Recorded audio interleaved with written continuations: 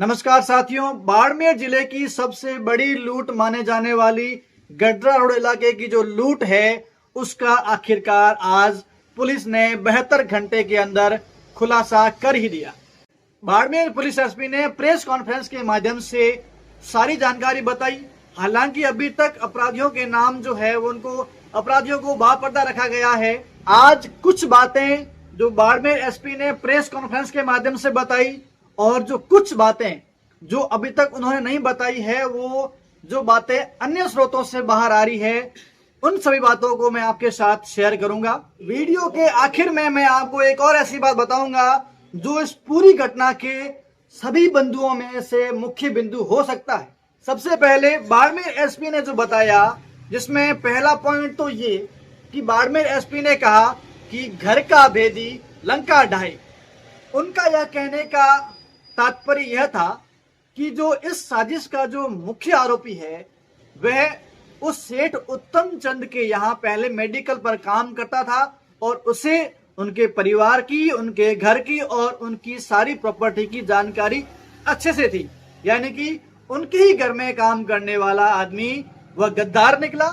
उसने जिस थाली में खाया उसी में छेद किया और लूट की यह योजना बनाई। दूसरा पॉइंट, उन्होंने एक बंदूक ली जो एक खिलौने के रूप में थी।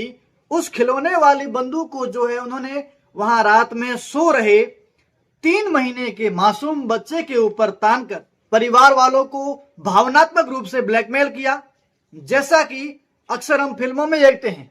अगला मुख्य बिंदु यह है कि इन सभी आरोपियों ने पूरी वारदात को जो अंजाम दिया है उसका जो अंदाज था, जो तरीका था, वो पूरी तरह से फिल्मी तरीका था। वह सभी लोग रात में वहां इकट्ठा होते हैं, फिर दूसरे घर की छत से जो है उस घर में प्रवेश करते हैं। बंदूक, जो खिलौने वाली बंदूक है, उससे उन लोगों को डराते हैं, उनको बंधक बनाते हैं, मुंह पे टेप चिपकाते हैं और फिर लूट को अंजाम देते हैं। अब ऐसी बातें जो अभी तक बाड़मेर एसपी ने नहीं बताई है, जो दूसरे अन्य स्रोतों से बातें आ रही है और वह बातें सही भी मानी जा रही है। अब हालांकि उनकी पुष्टि हम नहीं करते, लेकिन जिस हिसाब से ये बातें आ रही है उस हिसाब से कहीं ना कहीं इस घटना में और भी राज हैं। जिसमें पहली बात तो ये कि चोरों ने जो चोरी किया हुआ सामान था, जो लूटा हुआ सामान था, गहने थे, नकदी थी, वो गडरा से बाड़मेर आकर यहाँ बाड़मेर में उनके या संबंधित किसी मकान में उन्होंने गड्ढा खोद के वहां छिपा दिया। और उसके बाद बात यह भी सामने आ रही है कि उन चोरों में से एक चोर के पेरेंट्स ने, माता पिता ने पुलिस को यह सूचना दे दी कि मेरा बच्चा चोरी करके आया है और उसने यह सामान यहां छिपाया है। हालांकि अभी इस बात की पुष्टि नहीं हुई है, लेकिन यह बात कहीं ना कहीं किसी न किसी रूप से सही साबित भी हो रही है। इसके अलावा अगली बात जो मैं आपको बताना चाहूंगा, जिसमें एक बात और सामने आ रही है कि उन चोरों में से एक कोई व्यक्ति था जो शायद किसी चोर का चाचा या पिता लगता था। उस व्यक्ति ने जो है वो लूटे हुए माल का, उस सामान का बंटवारा भी किया है। अब यहां सोचने वाली बात है कि जो पहली बात जो एसपी ने बताई कि घर का भेदी लंका ढाई, यानी कि भरोसे की तो कोई बात रही नहीं। एक आदमी को हम हमारे साथ काम पे रखते हैं और वही जब हमारे साथ नमक हलाली करे, गद्दारी करे, तो जो दुनिया में भरोसे की, विश्वास की बातें हैं, उस पे कहीं ना कहीं सवाल खड़े होते हैं। इसके अलावा बात करें तो जो अन्य स्रोतों से बात आई है कि एक चोर के पेरेंट्स ने जो है वो पुलिस को सूचना दी कि हमारा बच्चा ये चोरी करके आया है और ये इसने से यहाँ माल छिपाया है।